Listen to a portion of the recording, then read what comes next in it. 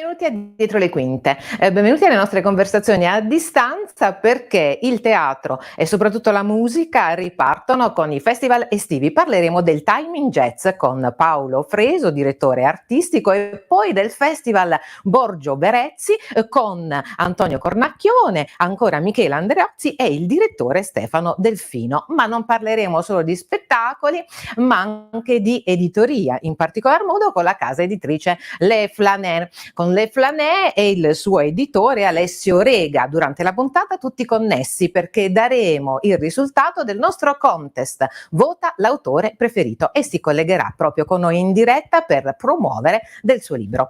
Allora adesso iniziamo subito con Festival Timing Jazz e diamo il benvenuto a Paolo Fresu. Buon pomeriggio. Paolo, ciao. Ci sei? Ci sono. Eccolo là, ciao, come va? Ciao. Innanzitutto Bene. grazie di aver accettato il nostro invito e subito siamo curiosissimi di sapere quest'anno com'è organizzato questo festival, che è comunque un appuntamento fisso a Berchidda. Quali sono le novità, le news?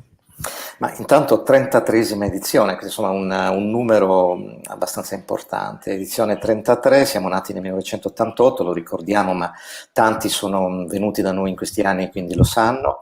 Un'edizione dedicata al tema dell'anima, perché ci sembrava un tema molto adatto per questo momento, ma era un tema che era stato addirittura deciso prima del lockdown, quando sarebbero dovuti venire a Berchidda anche i 100 cellos diretti da Enrico Melozzi e da Giovanni Solli, ma perché sappiamo che dentro tutti gli strumenti ad arco c'è l'anima, c'è un pezzo di legno che si chiama anima, è quello che serve per mantenere l'architettura dello strumento e anche per trasmettere il suono.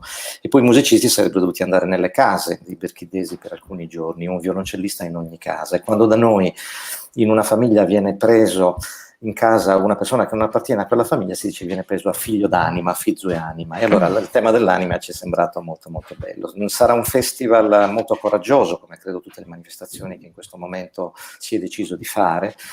Noi avevamo deciso già di fare il festival prima che iniziasse il tempo del coronavirus, anche quando non si sapeva se si poteva riaprire con gli spettacoli da vivo, perché crediamo fortemente nel bisogno della ripartenza e nel bisogno anche di manifestare una certa dose anche di coraggio, nonché di responsabilità.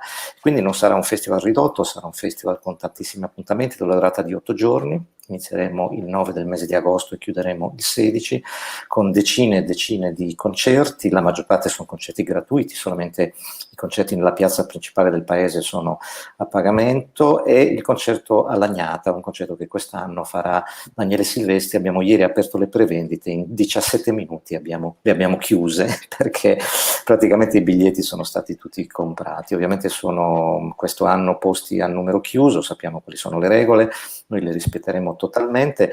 Nella piazza avremo circa 2/3 del pubblico probabilmente, e questo ci permetterà comunque di fare un festival coraggioso e folle, perché Berchidda ha sempre sposato Certo. questa idea della follia. E poi ricordiamo anche che non saremo solo a Berchidda, ma saremo in tantissimi comuni anche di tutto il nord della Sardegna. Insomma, un festival da seguire, da scoprire, da assaporare, da mangiare, il buon cibo, la gente, il territorio. Il bel mare, quindi perché no fare appunto un salto in Sardegna. Certo. Come si rinnova allora, intanto è un'operazione molto coraggiosa e complimenti. Come fai a rinnovare questo programma artistico anno per anno? Qual è il segreto per creare il festival che funziona? Ma intanto noi già nel mese, il giorno che stiamo chiudendo il festival, il 15 di agosto in genere c'è una grande festa con tutti i nostri volontari, la piazza che poi si apre a tutti. Io quando stiamo lì a festeggiare la chiusura di quel festival sto già pensando a quello successivo. Pensando al prossimo, Esatto, siamo veramente certi di questo, certo. perché sei un ottimo musicista. A questo proposito c'è subito una prima domanda di Pasquale Acito, che ti chiede, se me la mandate di nuovo in onda, pare che siano le qualità per fare musica oggi, e dice quali sono le qualità fondamentali che un bravo musicista deve sfruttare, quindi deve avere, deve saper utilizzare, quali sono? Ma io credo che sia la passione, La dedizione e la grande volontà, perché non basta il talento, bisogna che ci siano tante altre cose, ci vuole molta passione, bisogna amare molto quello che facciamo, ma credo che questo sia un aspetto che non riguarda solamente la musica, riguarda qualsiasi professione, ma poi il mondo della musica è un mondo complicato, in questo periodo lo sappiamo, perché i lavoratori dello spettacolo stanno vivendo un momento di grande difficoltà, stiamo facendo delle grandi battaglie, perché prima forse molti pensavano che il mondo della musica è un mondo in cui si campa d'aria, è una cosa bellissima, sì, è una cosa bellissima, ma ci sono anche delle difficoltà, ci sono delle rinunce, alcune volte si sta fuori per tanto tempo dalla famiglia, ci si alza prestissimo la mattina, si fanno viaggi interminabili e quindi bisogna avere certo, molta è un passione. lavoro come un altro, bisogna avere molta passione, certo, è un lavoro come un altro. Assolutamente. Ancora E poi ci chiedono, allora vogliono sapere anche tu come hai iniziato, Michele Papavero, da dove nasce la passione per il jazz? Come hai iniziato?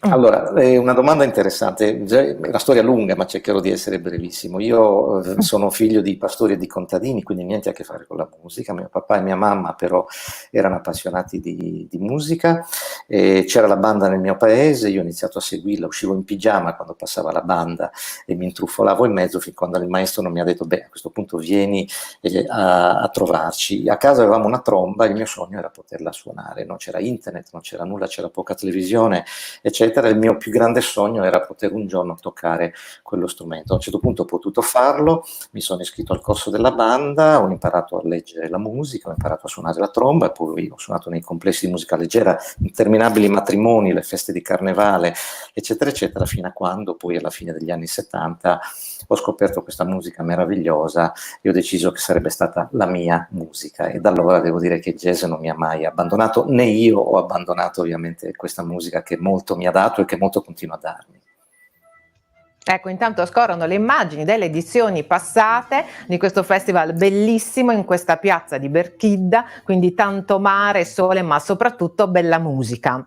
Questa era l'edizione, non so se ti ricordi Paolo, che edizione passata, forse siamo l'anno scorso, ed era il concerto di... Era il concerto di Niels Peter Molver, concerto straordinario, come i nostri ascoltatori, chi ci sta seguendo potrà vedere, c'è un bellissimo palcoscenico, è un palcoscenico tra i più belli, possiamo dirlo, che ci sono in Italia, curatissimo, con grande tecnologia, perché è un festival fatto per i musicisti, è un festival fatto per la musica, c'è un'accoglienza, una grande capacità proprio di rendere anche allo spettatore quella magia che la musica si deve portare appresso, ma ovviamente non c'è solamente il palco, per quanto il cuore del festival sia nel palco principale del nostro paese, ci sono tantissimi concerti che poi noi facciamo in mezzo ai boschi, nelle rive dei fiumi, nelle spiagge, nei luoghi di culto, nei luoghi interessanti che in Sardegna ci sono, e sono dei concerti meravigliosi perché permettono di sposare la natura con la musica, con l'emozione che si amplifica e che viene data dal finire delle cicale o addirittura da un gregge di pecore che improvvisamente passa magari dietro un musicista perché il pastore quella mattina si è dimenticato che c'aveva un concerto. E crediamo che queste siano poi delle cose indimenticabili. Ecco, quelle che si vede adesso sono le immagini nella laguna di San Teodoro, dove chiudiamo in genere il 16 di agosto, come vedete i musicisti, cioè io ero sull'acqua con dietro i Martin Pescatore e poi i cavalli che passavano, sono delle sensazioni veramente uniche, laddove poi la musica e questa idea di territorio eccetera fanno sì che diventino proprio momenti indimenticabili. Certo, e intanto c'era sempre Pasquale Acito che ci chiedeva forse dei temi del jazz. Ripassiamo un attimo la domanda, dice come si fa a scegliere l'argomento giusto di cui raccontare attraverso la musica jazz? Un bravo jazzista quali temi deve affrontare per produrre brani di qualità? È una bella domanda, io credo che ognuno di noi abbia una sua modalità. Ognuno di noi scrive in una maniera diversa, la bellezza della musica è che ci rappresenta, quindi siamo tutte persone diverse, ognuno poi si approccia con la musica, con la composizione, con il proprio strumento in maniera diversa. Personalmente io scrivo, non scrivo a comando, scrivo quando ne ho bisogno. In genere se devo fare un disco scrivo la settimana prima, magari un anno di tempo e non lo faccio, oppure scrivo delle musiche per un film, ma alcune volte si scrive perché è mancata una persona cara, oppure perché c'è un qualcosa che ci ha particolarmente colpito nel mondo, o perché c'è una luce diversa che quel giorno ci suggerisce un pensiero. Insomma, ognuno di noi ha una scrittura che non è sempre la stessa, almeno per me è così. E poi c'è anche la scrittura del festival, visto che di questo parliamo. Cioè, Eberchida ha una caratteristica da sempre, che è quella di avere un tema ogni anno. Il tema diventa una sorta di grande partitura. Io dico sempre che scrivere il programma del festival è come avere davanti al pianoforte una carta pentagrammata, e invece che mettere una nota e poi un'altra si mette il nome di un musicista e il nome di un altro musicista. Quindi il tema dei nostri festival, che ogni anno è diverso, che in anni passati è stato poi il tema degli elementi, per esempio un tema molto importante, molto contemporaneo, e poi tanti altri temi, il tema diventa il titolo di questa composizione, e poi si iniziano a mettere dei pallini, che è la costruzione di una sinfonia che è fatta di un nome, di un altro, di un progetto, laddove tutti questi progetti devono rispondere ad un'idea tematica che ovviamente deve rappresentare poi quella melodia. E quindi è una sorta di viaggio, cioè lo spettatore che viene a Berchida e che segue tutto il festival, e noi consigliamo al nostro pubblico di venire non solamente per sentire un concerto, il concerto del musicista che magari amano di più, ma quello proprio di seguire il festival, se non dall'inizio fino alla fine, almeno per alcuni giorni, perché il festival è una sorta di viaggio, è un racconto, è come un libro fatto di tanti capitoli che si possono leggere anche non per forza in successione, ma poi dove questi capitoli messi insieme creano poi un viaggio, che è il viaggio di chi viene in Sardegna per seguire il festival e poi magari per fare della vacanza, e che poi torna a casa con gli occhi e le orecchie e il cuore piene di sensazioni che poi racconta agli altri. E il successo di Berchida, anche quello del pubblico, ricordiamo che fino all'anno scorso a Berchida avvengono più o meno abbiamo circa 35.000 presenze ogni anno, in un festival che si svolge in un paese di poco meno di 3.000 abitanti. Questo anno sicuramente sarà diverso per via del coronavirus, ma... Del coronavirus, certo, però sono tanti numeri, sono bei numeri per un festival jazz che di solito è elitario, quindi è veramente uno dei pochissimi casi. Intanto Daniela Calia ci chiede quanto tempo ha dovuto studiare prima di diventare professionista. Ho dovuto studiare tanto, perché la musica è un linguaggio che si impara col tempo, non si nasce imparati, come diceva qualcuno, né tantomeno si viene improvvisamente catapultati in un luogo, né tantomeno si arriva col paracadute. Diffidare dalle tante cose anche oggi televisive, i tanti talent in cui sembra che uno arrivi improvvisamente lì e da un giorno all'altro diventa ricco e diventa famoso. Al contrario, la musica la si apprende con il tempo, c'è bisogno di una modalità che permetta poi di metabolizzare quello che si apprende, e poi un giorno si trova ad essere musicisti professionisti. Io in qualche modo non l'ho quasi neanche voluto, mi sono trovato a farlo e ho capito che ero diventato un musicista quando, dopo i miei viaggi in cui partivo con la nave, andavo in giro per suonare, ritornavo a Berchida, a un certo punto i berchidesi mi chiedevano dove ero stato, cosa avevo fatto e quando sarei ripartito.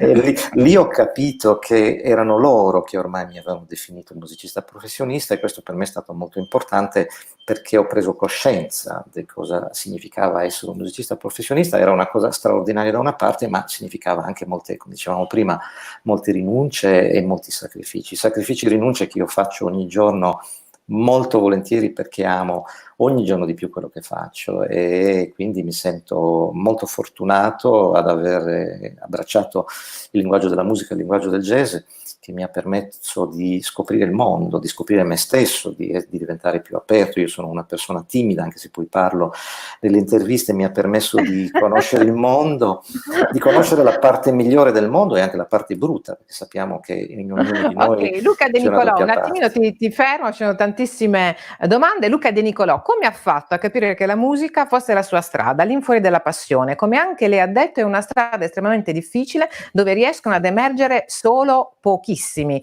Quindi come ha fatto a decidere di puntare tutto su questo ambito nonostante le concrete difficoltà e altre possibilità di fallimento? E sarà un musicista senz'altro, questo è senz'altro un musicista, un giovane che aspira, diciamo, a intraprendere questa carriera. Luca De Nicolò, quindi si deve puntare tutto? Si fanno queste scelte artistiche out oppure no? Cioè quando uno decide di fare l'artista, per te come hai fatto tu? Ma è la cosa che io dico sempre agli allievi, ogni tanto mi si chiede come si diventa musicisti, eccetera. Io dico dovete fare tutto quello che potete per arrivare ad ottenere un risultato, ma credo che questo non sia solamente per la musica, sia per qualsiasi professione, per l'obiettivo che ognuno si pone. Uno deve fare tutto il possibile, poi non è detto che si arrivi, perché non ci sono delle ricette, non ci sono delle sicurezze, ma se poi non si arriva, rimarrà, se non si è fatto tutto il possibile, rimarrà sempre un rimpianto della serie, forse non ho fatto tutto quello che dovevo.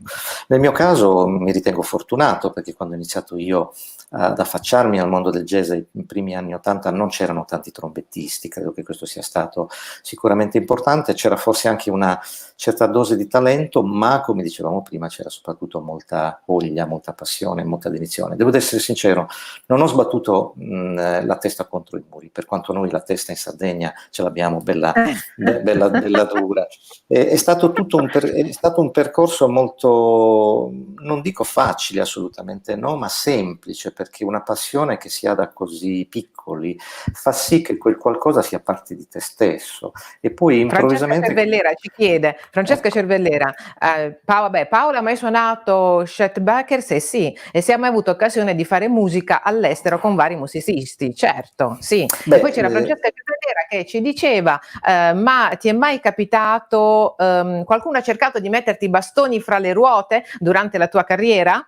Oh, bene, allora Chet Baker, intanto c'è un lavoro teatrale che ha girato per un anno e mezzo fino al mese di febbraio, che si chiama appunto Tempo di Chet, che è la regia di Leo Buscato, con 3 musicisti sul palco, oltre il sottoscritto e 8 attori, che racconta proprio la vita straordinaria di questo uomo, insomma, credo che tutti conosciamo, non solamente per la sua musica, ma anche per la sua vita indubbiamente molto disordinata. Tra l'altro Chet non ho mai suonato con lui, ma l'ho conosciuto a Sanremo, al Festival di Sanremo, non il Festival della canzone, ma il Festival del Jazz nel 1983, e alla fine del mio concerto al Casino venne per farmi complimenti. Questa cosa mi è rimasta impressa, la racconto sempre, perché Chet veniva descritto come un uomo difficile, insomma anche un po' stronzo con i propri musicisti, eccetera, e con me devo dire che fu veramente gentilissimo. Ero un ragazzino piccolissimo, Chet Baker era il mio idolo, vedermelo arrivare da lontano per farmi complimenti, io non ho detto nulla, non sapevo cosa dire, ero veramente impietrito da questa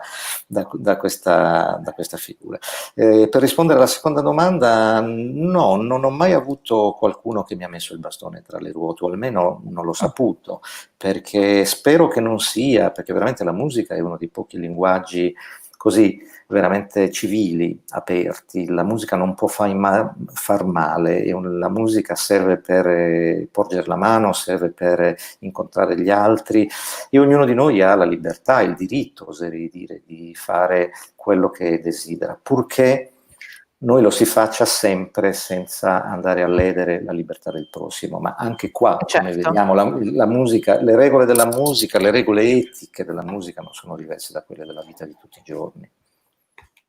Certo, allora Paolo, ricordiamo il nostro appuntamento con il Festival Time Jazz in una splendida località che è quella di Berchidda in Sardegna, quindi inizierà esattamente quando? Ricordiamo ai nostri telespettatori. Allora, il festival inizia il 9 di agosto, si chiude il 16 di agosto, alcuni dei nomi velocissimi: Daniele Silvestri, Karima, Antonello Sales, il Quartetto Alborada, Maria Pia De Vito, Paolo Fresu, Luca Quino, Carmine Ioanna, Salvatore Maltana, Giovanni Gaias, Daniele De Bonaventura, un'avventura, Bebo Ferra, Rita Marcotulli, e poi Raffaele Casarano, Cristina Zavalloni, Stefano Bagnoli, Fabrizio Bosso con Rosario Giuliani, e tantissimi altri, presentazioni di libri. Sarà un festival nel festival dedicato all'infanzia, quindi consigliamo vivamente alle famiglie di venire con i bambini, perché ci saranno 10 appuntamenti, oltre 10 appuntamenti proprio di giorno, mattina e pomeriggio, dedicati solo ai bimbi, perché crediamo che in questo momento di lockdown così difficile i bimbi abbiano molto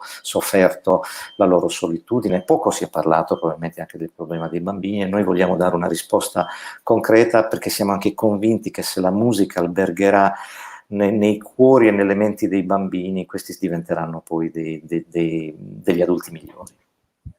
Certo, allora ti ringraziamo per essere stato con noi, ci vediamo senz'altro a Berchinda, diamo appuntamento a tutti quanti, le domande a cui non abbiamo potuto rispondere lo faremo la prossima volta, e noi proseguiamo adesso con uno speciale Festival Borgio Verezzi. Penso che ci sia uno stacchetto. Ecco, ok, intanto si stanno preparando gli altri ospiti e abbiamo per voi a parlare di Borgio Verezzi Michele Andreotti, Antonio Cornacchione e il direttore artistico che è Stefano Delfino. Allora, li colleghiamo subito. C'è lo stacchetto? Ecco, sono già pronti. Michela Andreozzi. Michela, ciao, come va? Bene, però mi sa che forse non è attivato il microfono.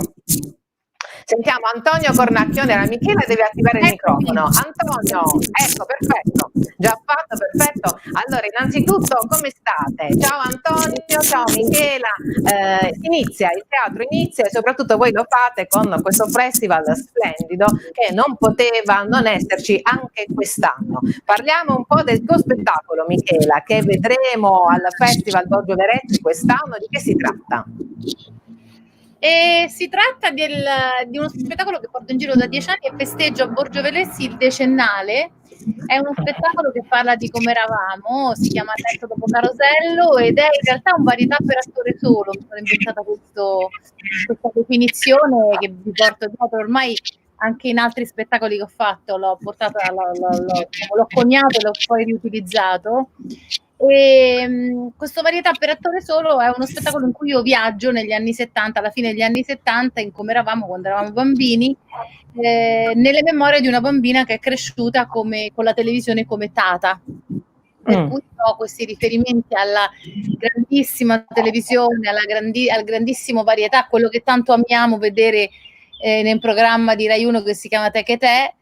E credo che ci sia stato prima Letto dopo Carosello e poi Te che te, se non erro, la devo andare a verificare, ed è un omaggio ai grandi della TV e del varietà dell'epoca in cui sono cresciuta, da Raffaella Carrà e Mina a Sandra Raimondo, Franca Valeri, i grandi sceneggiati, i cartoni animati, tutto quanto mischiato alla vita quotidiana di una ragazzina che scendeva in cortile senza troppi controlli, che mangiava schifezze ed è sopravvissuta, e c'è questo mondo del come eravamo, di quando si andava in vacanza e ci volevano 24 ore per fare Roma-Reggio Calabria, e di come era la scuola, per esempio. Quindi è a tutti gli effetti un viaggio tenero ma molto comico. Nella memoria è il mio spettacolo che in assoluto ha girato di più. Sinceramente non so a che date siamo, ma praticamente da Franco Parenti alla Sicilia ha viaggiato tantissimo, ma questa è un'edizione speciale perché proprio per i suoi 10 anni Borgio Verezzi non l'avevo ancora portato, e io e Stefano ci siamo incontrati tante volte in Liguria. Questa era l'occasione giusta, perché pur essendo io da sola in realtà è un varietà per cui succedono moltissime cose sul palco. E la regia di Paola Tiziana Cruciani, scuola proiettiana, per cui fa parte anche di quel mondo lì, se vuoi. Certo, sì. Maestri poi alla fine, ed è uno spettacolo che quest'anno appunto sarà pieno di novità, nel senso che io appunto sono appena entrata nei 50, lo spettacolo fa 10 anni, quindi la memoria... Un bel po' da festeggiare. Allora, c'è un bel po' da festeggiare in questo caso. Tra i 10 anni e i 50 miei, e il tempo che mi separa da quell'epoca è diventato forse meno lucido il ricordo, ma certamente più poetico. Ok, ci sono alcune domande. Intanto Pasquale Acito prima ci chiedeva se Ada Nicoletti per Greta Cavalcanti su quale set cinematografico del passato vi sarebbe piaciuto essere. Allora, viaggio nel tempo, set cinematografico del passato, tu dove eri? È una domanda anche per Antonio, c'è questa curiosità. Intanto salutiamo il nostro direttore Stefano Delfino, grazie per essere con noi, poi parleremo in genere di tutto quanto il festival. Allora, dove eravate? Ci chiede questa ascoltatrice, un set cinematografico del passato. Tu Michela? No, non ho capito dove eravate, perché qui leggo dove vi sarebbe piaciuto essere, tu mi chiedi dove ero. Cioè, sì, no, su quale set di cinematografico del passato magari vi sarebbe piaciuto essere. Sì. Sul set dice eravamo tanto amati, 1974, Ettore Scola, Vittorio Gassman, Nino Manfredi, Stefano Zattaflores, Stefania Sandrelli con cui ho girato l'anno scorso. Bello, bellissimo. E Panarali e Aldo Fabrizi. Bellissimo, sentiamo Antonio. Tu invece Antonio, che set, su che set volevi essere? Un set cinematografico del passato? Beh, questa è una bella domanda. Io direi un set qualunque della commedia italiana. Potrebbe essere La Grande Guerra. Bellissimo. La Grande Guerra, bellissimo. Andiamo avanti, poi c'è un'altra domanda, forse sempre di Pasquale Acito, forse era per Michela, vediamo se la recuperiamo, forse in merito alla regia, vediamo se non ricordo male perché non l'ho appuntata, eccola qua, Pasquale Acito, è stata per caso influenzata da altri registi? E chi una curiosità. Ho copiato, ma basta, ho copiato, se non sai cominciare devi copiare, perché io vengo dagli studi quelli classici e poi una laurea in filmologia, quindi diciamo che ho fatto tutta la teoria negli studi, poi per fare la pratica devi copiare, come si dice a Roma, per cui... Certo. Per cui, Michela, tu hai fatto la regista, sei stata pure a Tale e Quale, come è stata quell'esperienza con Carlo Conti? Ciao Antonio, cosa ricorda di Aldo, Giovanni e Giacomo? Allora Michela, tu hai fatto anche regista e sei stata anche a Tale e Quale, come ricordi questa esperienza? Ho fatto tante cose nella mia vita che mi sono sembrate parte di un disegno schizofrenico per molti anni, poi ho capito che in realtà erano tutte esperienze che erano utili e formative. Tale e Quale l'ho fatta perché ero un fan del programma e poi perché fondamentalmente mi piaceva l'idea di imparare a cantare, come quelli che fanno ballando imparano a ballare. E ho imparato a cantare, infatti nel mio spettacolo anche di Borgio c'è tantissima musica, quindi mi è stato utile quello. Ho fatto un super corso rapidissimo di canto con uno degli insegnanti più bravi che ci sono in Italia, perché insomma lei è stata proprio... la Fontana è proprio super brava. Certo, poi c'era la domanda un'altra domanda per Michele, ce ne sono tantissime. Antonio, cosa ti ricordi di Giovanni e Giacomo? Francesca Cervelere dice, quali altri sogni hai nel cassetto? Intanto Antonio ci doveva rispondere, cosa ricordi di Aldo, Giovanni e Giacomo? Erano i nostri inizi, quindi i miei ricordi sono i ricordi di chi sta cercando di iniziare, perché erano gli anni 90 e appunto io debuttavo, già loro lavoravano a Zelig, poi abbiamo fatto Telchia e il Teluni insieme e poi niente, una cosa che poi mi sembra di dire che con Giovanni potremmo avere anche c'è un'ipotesi di spettacolo da fare insieme, televisivo, vediamo se ce lo fanno fare, però poi questo bello. Sì. Certo, intanto c'era Francesca che ci chiedeva, ma voi avete dei sogni nel cassetto oppure no? C'è Antonio collegato, sentiamo tutte e due, Michele e Antonio, avete dei sogni nel cassetto oppure no? Avete fatto due carriere splendide, brillanti, avete un sogno da realizzare? E basta, ormai abbiamo fatto. Antonio, basta ormai. No, il mio sogno è quello di fare il cinema, perché io ho fatto pochissimo, ho fatto un unico film, credo, anzi 2 o 3, vabbè, ma comunque uno abbastanza importante, che era La Grande Prugna, che ha un nome da non dare a un film. La Grande Prugna, ok. E quindi vorresti fare invece prossimamente su questi schermi che cosa? Un altro film, se ci fosse qualcuno che che mi propone, perché io sto aspettando naturalmente la telefonata di Pupi Avati. Sì, infatti. Ma se ti chiamo io, Antonio, non ti va bene? Se ti chiamo io per il prossimo? No, perché? Allora, ci scambiamo i sogni con Antonio, va. Allora, tu aspettavi la telefonata di Pupi Avati, però questa telefonata non è arrivata, quindi hai deciso di fare questo spettacolo a Borgio Verezzi. Tu che cosa fai a Borgio Verezzi? No, volevo finire il discorso, scusami. È arrivata la mia età, dico, diciamo che sono, vabbè, la mia età, quello che è. Per dare una svolta alla carriera, o ti chiama Pupi Avati, oppure scendi in campo, ti butti in politica, come ha fatto Grillo. E quindi io ho deciso, visto che Pupi non chiama, di buttarmi in politica. Quindi questo spettacolo che sarà a Borgio, che poi con Delfino magari parleremo anche meglio di questa cosa, sarà la mia discesa in campo insieme a Sergio Scrilli. Sì. Che cosa fate? Basta, dici devono venire a vederlo. Dacci un'anticipazione. Perché dovrebbero vedere questo spettacolo? Dacci un'anticipazione. Definisci com'è questo spettacolo. È uno spettacolo da vedere perché? È perché è la discesa in campo di un comico, ormai che è abbastanza usuale ormai in Italia, perché ce ne sono stati altri due prima di noi, però questa è la nostra possibilità, e quindi il pubblico è chiamato a condividere con noi il programma, diciamo così, anche l'inno e tutto quello che sta intorno a un partito politico.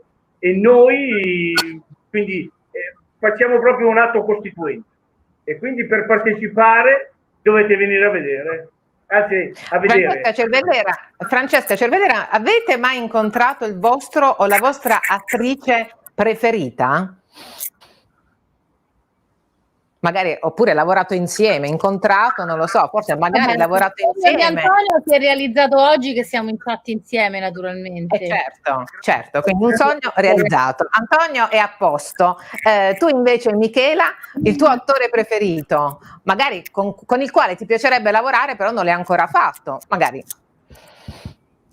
È una bella domanda, non lo so, dei gusti ondivaghi, cioè tutti gli attori sono giusti se beccano il ruolo giusto, secondo me, tanti interessanti, ho lavorato con tantissime persone interessanti, se dovessi dire la verità, c'ho una lista lunghissima di persone con cui mi piacerebbe collaborare, per cui me la tengo romanticamente per me, ma ne ho incontrati tanti, sono stata fortunata. Certo. Allora, ci sono questi due spettacoli molto interessanti a Borgio Verezzi, però c'è un programma veramente ricco e noi abbiamo il direttore artistico, vediamo se è ancora connesso. No, allora aspetta, vediamo se ce l'abbiamo o meno, se no lo richiamiamo dopo. Che ecco qua si sta mettendo Stefano Delfino. Innanzitutto grazie di essere con noi questo pomeriggio. Direttore, vogliamo sapere come si imposta, come si crea un festival di successo? Ma guardate, è difficilissimo, quest'anno è stato ultra difficilissimo, perché c'era già un programma pronto, è stato buttato via quando è successo la pandemia, e abbiamo pensato per un certo periodo di non poter fare il festival. Poi con la cocciutaggine e l'ostinazione del sindaco dell'amministrazione comunale abbiamo pensato di tentare di farlo, e ovviamente cercando degli spettacoli che fossero a misura delle normative di sicurezza. E grazie anche agli amici, fra i quali noi, e dovrebbe esserci forse anche Roberto Ciuffoli, e siamo riusciti a mettere in piedi un programma che penso che sia molto diverso dai miei anni, però non meno interessante, meno di qualità. Quindi credo che insomma anche questa volta il miracolo è riuscito. È riuscito senz'altro, perché è una bellissima località da visitare, ma è soprattutto bella perché si fa tantissimo teatro, con un programma sempre diverso ogni anno. Allora, Michela e Antonio, partiamo ancora. Innanzitutto, voi è la prima volta che siete venuti a Borgio Verezzi, quanti festival avete fatto? A Borgio Verezzi è la prima volta? No. Vado io con la risposta. No, non è la prima volta. Sono stata con Forbici Follia qualche anno fa, insieme a un gruppo di super colleghi, un spettacolo divertentissimo. Sono stata, diciamo ci siamo stati in famiglia perché c'è stata una regia, uno spettacolo con la regia di mio marito Massimiliano Vado l'anno scorso delle Divette, però ecco, sono capitata spessissimo in Liguria e devo dire che Stefano è miracolosamente sempre attento alle realtà che passano per la Liguria, cosa non scontata. E questa soluzione di quest'anno è una soluzione, scusate, mi sto grattando una caviglia perché le zanzare mi stanno mozzicando. E devo dire che è una soluzione, come si dice, quando si fa di necessità virtù, no? Cioè dare spazio anche a questi solo o comunque spettacoli non hanno questo problema dell'assembramento e quant'altro, è secondo me un modo molto saggio di portare sempre alto il tema della qualità, indipendentemente dalle condizioni con cui il teatro viene fatto, per cui c'è grande cura, grande intelligenza e anche conoscenza di quello che succede nel nostro paese, perché insomma per mettere su un calendario di questo tipo significa sapere che cosa succede in Italia in questo momento in percorsi, diciamo, anche forse un po' alternativi alla commedia classica, che è quella che è di casa a Borgio Verezzi. Spero di aver detto. Sì, infatti. Certo. Allora, invece tu, Antonio, questa è la prima volta, c'eri già stato a Borgio Verezzi, raccontaci un po' il rapporto con il festival Borgio Verezzi. No, questa è la terza volta, sono stato con Ramazzotti con ieri un altro giorno, una commedia francese che riviveva sempre lo stesso momento, un po' il giorno della marmotta. Poi sono stato l'anno scorso con Olivetti, che era uno spettacolo diciamo così autobiografico quasi, perché io sono un ex dipendente Olivetti, che però poi racconta la nascita del primo personal computer che è italiano. Racconto l'avventura di questi ingegneri un po' pazzi che si sono a Pisa, hanno creato il primo personal computer del mondo. È una storia che pochi sanno, poi vabbè, diciamo, sono arrivati gli americani e l'idea gli è stata, diciamo così, un po' portata via, però volevo raccontare appunto per dar merito a queste persone che hanno fatto questa cosa. Con Olivetti, insomma, con Adriano Olivetti che ci ha creduto ai tempi, e poi quest'anno è la terza volta con lo spettacolo con Sergio. Certo. Qual è lo spettacolo che vi è rimasto più impresso e che lo legate particolarmente a questo festival? Avete lavorato diverse volte con il Festival Borgio Verezzi, qual è lo spettacolo che vi rimane più nel cuore? C'è un episodio simpatico legato al festival, un episodio magari del dietro le quinte? Svelateci qualche retroscena, vi ricordate qualche episodio particolare? Tu, Michela? Non ho capito la domanda, perché prima mi hai chiesto qual è lo spettacolo che io preferisco, ma io avrei voluto vedere tutte le ma io non ho visto non sono così fortunata che ho visto tutte le edizioni del festival. Forse è una domanda a cui ti può rispondere dei tuoi, degli spettacoli che hai fatto tu. Ma io ho partecipato una volta al Festival di Borgio, quindi non è che ho delle grosse scelte, diciamo, come forse io non ho capito la domanda. Diciamo che intanto salutiamo Roberto. Ciao Roberto che è con noi. Ciao Roberto. Ciao, ecco, si è unito anche lui. Allora parliamo un po' del dietro le quinte. C'è qualche episodio simpatico che è capitato a Borgio Verezzi? C'è qualche episodio che vi è capitato dietro le quinte? Domanda per tutti, Michela, Antonio, Roberto, di Borgio Verezzi. Certe volte dietro le quinte c'è qualche situazione simpatica, qualche episodio. Raccontateci un po' il dietro le quinte di Borgio Verezzi. Voi ce l'avete un episodio da dietro le quinte?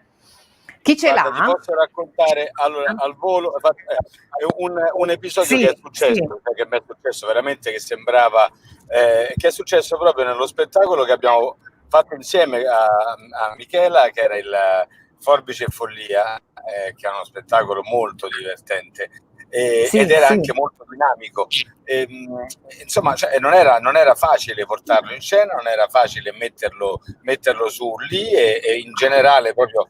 E quindi ci si muoveva tanto. Io poi il personaggio che interpretavo si muoveva, sculettava, saltava, ballava, saltava sopra le sedie, era un parrucchiere molto gay ed era tanto divertente. Insomma, succede che tanto per semplificarmi e semplificarci a tutti la vita, io ho preso una distorsione, una storta, una caviglia il giorno prima della prima, insomma, quindi praticamente sembrava che non potessimo più fare niente di quello che avevamo messo in prova, cioè tutti i balletti, le cose, eccetera. Invece poi, per fortuna, siamo riusciti. Questa un po' la magia del teatro, un po' la bravura di uno straordinario fisioterapista ligure, Mario Graviotto, che mi ha messo in piedi e siamo riusciti ad andare in scena come se niente fosse. Ho pianto poi per la notte intera, però confermo. Però hai pure bevuto dopo, ti ricordi? Per dimenticare.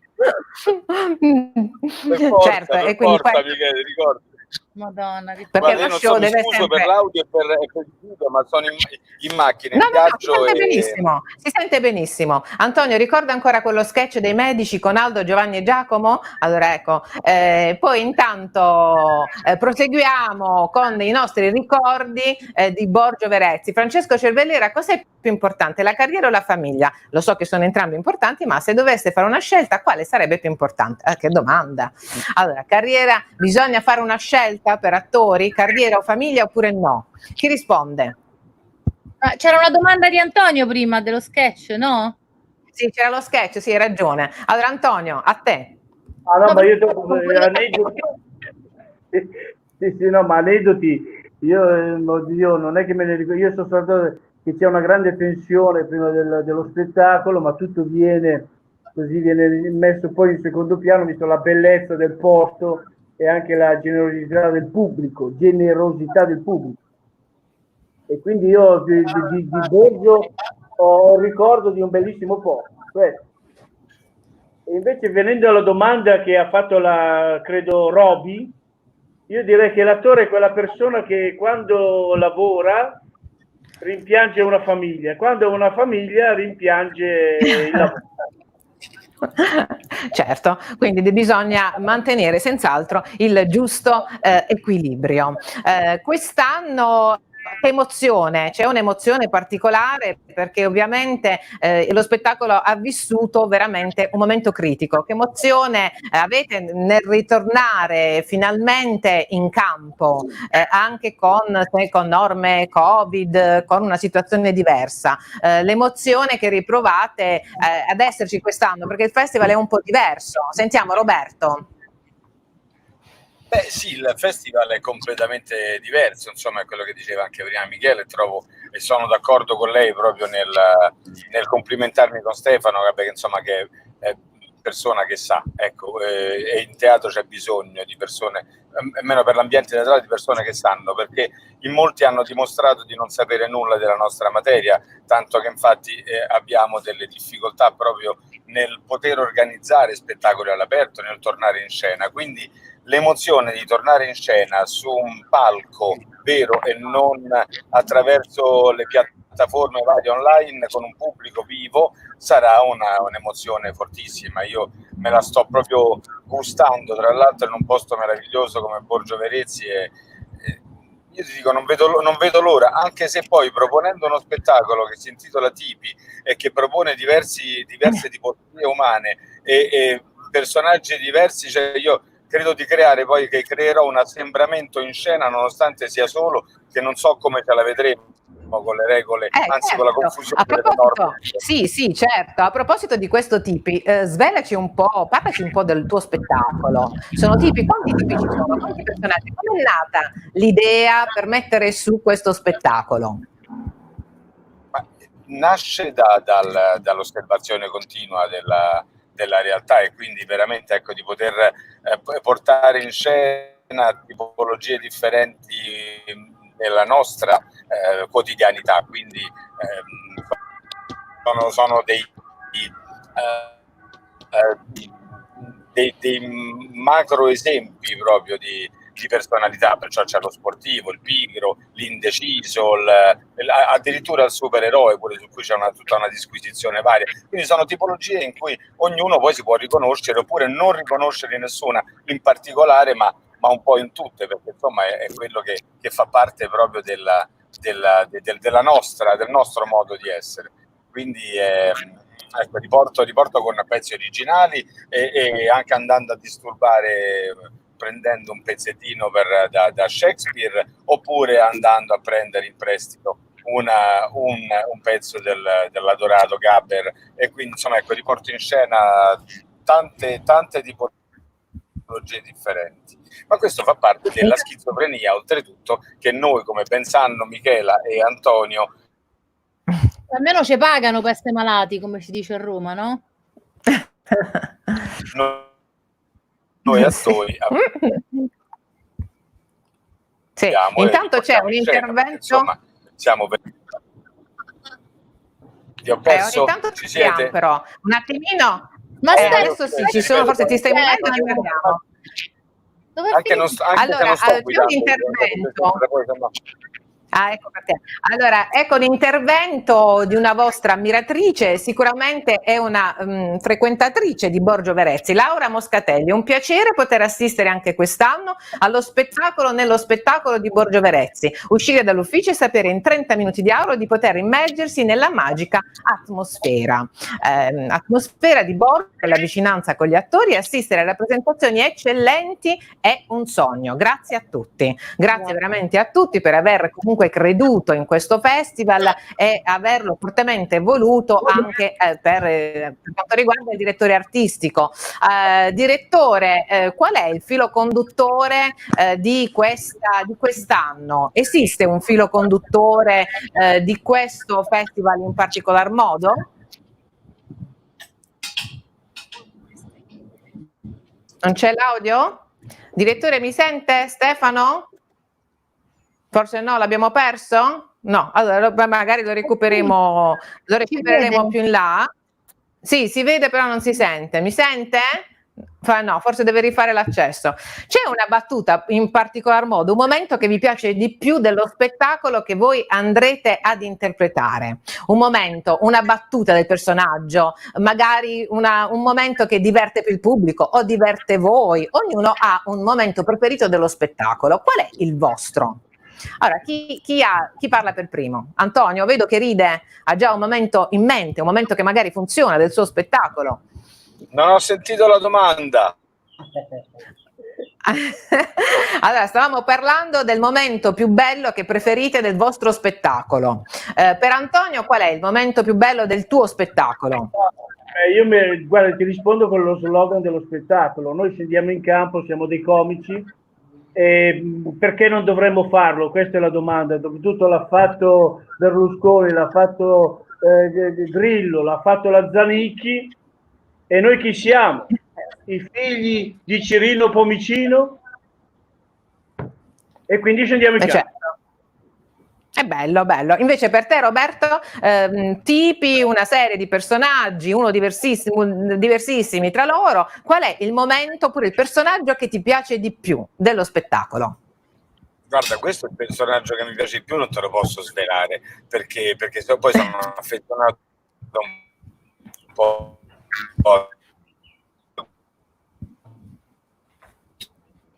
No, però lo perdiamo, non si sente. Aspetta, aspetta Roberto, che non ti sentiamo bene. Sentiamo Michela, ecco. Michela prima. Adesso noi ti sentiamo. Eccomi. Vai Michela, vai. Vai Michela. Sì, lo sento. Ce ne sono tanti, perché lo spettacolo è tutto divertente, tutto condivisibile, perché parlo in realtà è come un po' raccontare la storia degli italiani della mia età, 40-50 anni.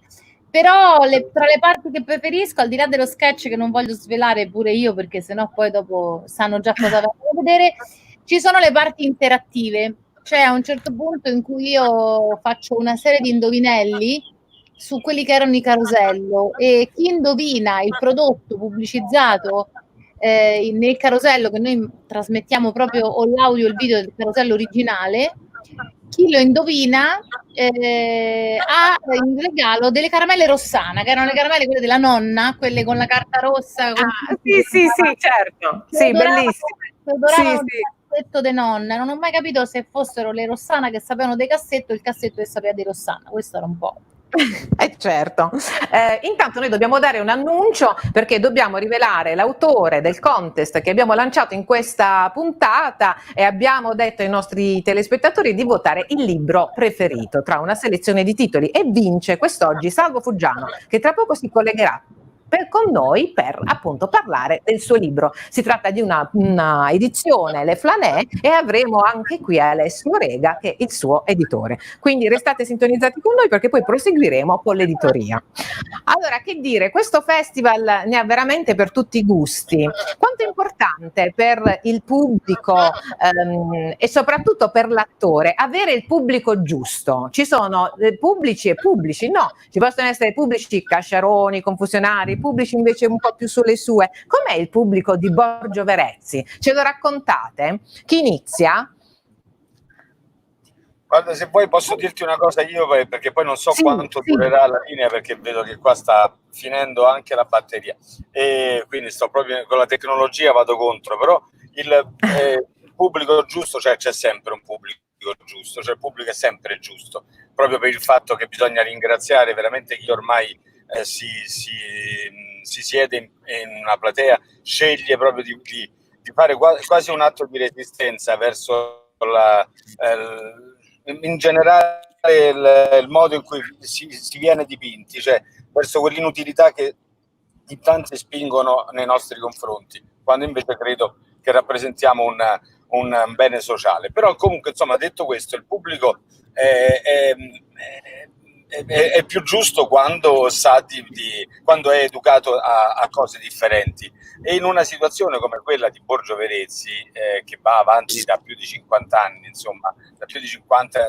sono 54 edizioni, quindi è un pubblico che sa che può andare a vedere cose magari di genere simile ma diverse sempre, quindi è disposto è disponibile ad essere sorpreso. Perciò è un pubblico straordinario, cioè un pubblico che si mette a disposizione dell'incanto di quello che vedrà da lì a poco. Quindi, certo, è senz'altro un pubblico particolare. Certo, in una parola, Antonio, Michela, il pubblico di Borgio Verezzi è? Che tipo di pubblico è? Antonio? Curioso, quindi bene, un pubblico curioso. Per te, Michela, com'è questo pubblico di Borgio Verezzi? Perfetto. Ah, perfetto, quindi che dire, allora assolutamente dovete andare a vedere questo festival di Borgio Verezzi, che inizia, chi ci dà le date precise? Roberto, Antonio? Quando inizia esattamente il festival? Bravissimo. Io non lo so dove sto. Ora. Certo, perché c'è tutto un altro calendario, sintonizzatevi sulla nostra pagina di Dietro le Quinte, e vi diremo giorno per giorno, anche con l'autoanticipo, tutti gli appuntamenti del festival, assolutamente da non perdere, perché ci sono veramente appuntamenti per tutti i gusti. Allora, il direttore l'abbiamo salutato prima, non so se possiamo fare un ultimo saluto. No, mi dicono di no, che si è scollegato, però vi ricordiamo Festival di Borgio Verezzi, con noi sono stati ospiti qui Antonio Cornacchione, Michela Andreozzi, Roberto Ciufoli, però ci saranno tantissimi altri ospiti. Ringraziamo il direttore Stefano Delfino, che prima ha introdotto il festival, e che dire, con voi ci vediamo senz'altro a Borgio Verezzi. Allora, grazie di essere stati con noi, ciao ragazzi, e in bocca al lupo per tutti gli spettacoli. Ciao, grazie. Ciao a tutti. Ciao.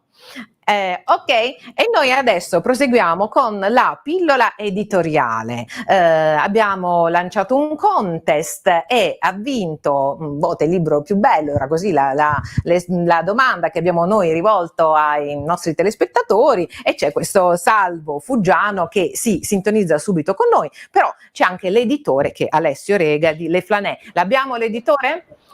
Eccolo qua, Alessio Rega. Allora, innanzitutto, di che cosa si occupa Le Flanè in genere? È una casa editrice che ha fatto delle scelte editoriali. Di che cosa si occupa? Allora, noi siamo una casa editrice indipendente, siamo nati 5 anni fa, siamo una casa editrice non a pagamento. Questo è un aspetto che mi piace sempre sottolineare, nel senso che investiamo noi sui libri che decidiamo di pubblicare e cerchiamo ovviamente di promuoverli al meglio. Con le Flaneur ci siamo specializzati soprattutto nella narrativa, ma abbiamo anche una serie di altre collane che spaziano dalla poesia fino alla saggistica. Insomma, siamo una casa editrice di varia, pubblichiamo tanto, pubblichiamo autori soprattutto pugliesi, ma abbiamo anche un'apertura a quello che è il panorama nazionale. Certo, assolutamente, bisogna essere così. Oggi vince questo contest un vostro autore che si chiama Salvo Fuggiano. Allora, vogliamo salutarlo, vediamo se c'è in linea. Salvo, ci sei? Ecco che si sta collegando con noi. Ciao! Allora, ciao Alessio, ciao Teresa. Ciao, raccontaci un po' di questo testo che vince questo contest. Come nasce l'idea? Allora, ringrazio chi mi ha votato innanzitutto, perché questa è un'avventura che è cominciata un anno fa con les Flaneurs, hanno creduto in me e sta dando le sue belle soddisfazioni. Allora, il mio libro è un thriller e nulla, si basa su un fatto realmente accaduto. Io ho cercato di immaginare cosa sarebbe potuto accadere se uno dei due fratellini di Gravina di Puglia fosse sopravvissuto, proprio perché mi sono basato su quel fatto terribile di cronaca avvenuto nel 2006, quando Ciccio e Ettore scomparvero e furono ritrovati mummificati nel 2008. È un libro particolare dove effettivamente il lettore viene attirato in un baratro di silenzio dal quale difficilmente si riesce ad uscire. La storia è semplicissima, c'è questo personaggio, questo protagonista a cui ho dato il mio nome, Salvatore, proprio per rendere omaggio a Attore, che ritorna nel suo paese natale, che è un paesino del sud Italia, in Puglia, proprio per il funerale della mamma, e qui inizierà a scrivere un giallo. Effettivamente il lettore si troverà a leggere 2 libri in uno. Quello che accade nei 7 giorni che Salvatore si ferma in Puglia, nella sua masseria in campagna, e poi la storia che lui sta scrivendo, fino poi a convergere le 2 storie in un unico tragitto che porterà il lettore a scoprire effettivamente di cosa soffre Salvatore e cosa realmente potrebbe essere accaduto al suo fratellino. È una trilogia. Con Alessio e la casa editrice Les Flaneurs stiamo lavorando anche per il sequel e niente, questo è tutto. E questo è stato un successo, quindi ha subito colpito il pubblico. Facendo una domanda all'editore, invece, Alessio, come si ha il fiuto giusto per il libro che può funzionare, che magari può attirare il pubblico? Tu di solito come lavori in questo senso? Come selezioni i tuoi autori, le tue storie? Da che cosa si parte quando si sceglie un testo da pubblicare? Sono 2, diciamo, gli elementi su cui prestiamo attenzione. Innanzitutto la bella scrittura, credo che sia un elemento imprescindibile, e poi in secondo luogo la storia, la trama, la capacità di emozionare i lettori. Questi sono gli aspetti che guardiamo con maggiore interesse. Storie scritte bene ma che non sono in grado di trasmettere un'emozione, un sentimento, lasciano un po' il tempo che trovano. Noi vogliamo coinvolgere chi legge i nostri libri e diciamo che questa è la linea guida che seguiamo. Certo, invece per te, Salvo, come nasce, hai parlato di un fatto di cronaca, ma come nasce un'idea magari per una storia che deve sviluppare la fantasia, parlando di scrittura creativa, tu da dove attingi? Io attingo dal vissuto. Io ho iniziato a scrivere per un malessere mio personale. Io ho iniziato a scrivere per fuggire dai miei mostri. Ho perso mio padre quasi 3 anni fa e quello mi ha un attimino iniziato a mandare fuori dai soliti binari, e quindi avevo necessità di poter buttare fuori tutto quello che avevo dentro. Quindi la scrittura in un certo senso è stata catartica. Tutto qui, non avrei mai potuto immaginare di poter scrivere. Questo. Certo, quindi bisogna assolutamente essere reali, quindi raccontare del reale o di emozioni vere, e questo è il segreto per una scrittura che funzioni. Dovendo consigliare oggi un libro assolutamente da leggere, oppure un libro da avere sul comodino ai nostri telespettatori, che cosa consigliereste oggi? Sentiamo Alessio, che cos'è che bisogna assolutamente leggere? Ma non è una domanda abbastanza complicata. Io penso che nessun libro è necessario e tutti lo sono, nel senso che comunque alla fine è sempre il lettore che deve fare la sua scelta sulla base di quelli che sono i suoi gusti, le sue inclinazioni, il suo sentire. Molto spesso ci sono dei libri che sono loro a sceglierci anche senza un motivo. Così è capitato per me. Io mi sono avvicinato ad esempio al mondo della scrittura, al mondo della lettura, con un libro che durante gli anni del liceo mi aveva colpito. Sto parlando di 2 di Andrea De Carlo, però adesso magari non lo consiglierei, o quantomeno non lo consiglierei a quelli che sono i miei coetanei. Diciamo che l'incontro con la lettura, con i libri, è qualcosa di personale. Ognuno sceglie quello che è il suo libro, tra virgolette, del cuore, e il libro che si porterà dietro per tutta la vita. Molto spesso non c'è una ragione precisa, molto spesso la scelta è dettata da tanti parametri diversi. Io dico sempre, libri indispensabili non ce ne sono, e lo sono tutti contemporaneamente. Certo, e soprattutto magari c'è il libro giusto per il momento giusto. Tu invece, Salvo, oggi, adesso, in questo momento della tua vita, che libro ti senti di consigliare al pubblico? Allora, guarda, io sono d'accordo con entrambi. Io, oltre ad essere un insegnante, ad essere uno scrittore in erba, sono anche da 15 anni un libraio, quindi vivo a contatto con i libri, con la gente, spesso dispenso consigli. Io penso che quello che posso aggiungere a ciò che avete detto voi è che bisogna leggere, cioè l'importante è avvicinarsi, trovare il proprio genere. E di lì, una volta che si comincia, è come andare in bicicletta, non si dimentica più. La lettura poi ti inizia ad attirare, ad attrarre, a conquistare, e diventa facile diventare un lettore accanito. Tutto sta a cominciare con il libro giusto. Certo.